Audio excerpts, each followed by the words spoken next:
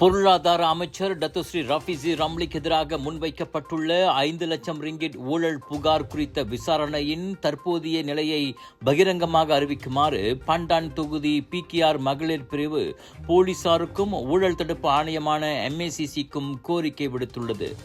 இந்த விவகாரத்தில் வெளிப்படைத்தன்மை இருக்க வேண்டியது அவசியம் என்று அப்பிரிவின் தலைவி ரோசியா ரம்லி தெரிவித்தார்.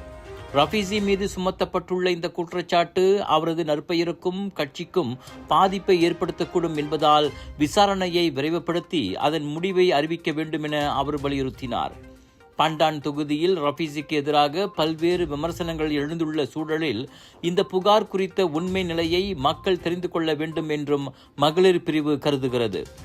ஆதாரமற்ற குற்றச்சாட்டுக்கள் என்றால் அதனை தள்ளுபடி செய்யவும், உண்மை இருந்தால் உரிய நடவடிக்கை எடுக்கவும் அதிகாரிகள் முன்வர வேண்டும் எனவும் ரோசியா கேட்டுக்கொண்டார்.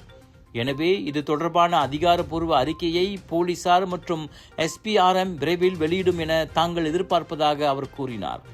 நெக்ஸ்ட் ஜி பிர்ஹாட் நிறுவனத்தின் உரிமையாளரிடமிருந்து தாம் 5 லட்சம் ரிங்கிட் ஊழல் பணம் பெற்றதாக கூறப்படும் குற்றச்சாட்டை ரஃபீசி முன்னதாக திட்டவட்டமாக மறுத்தார்.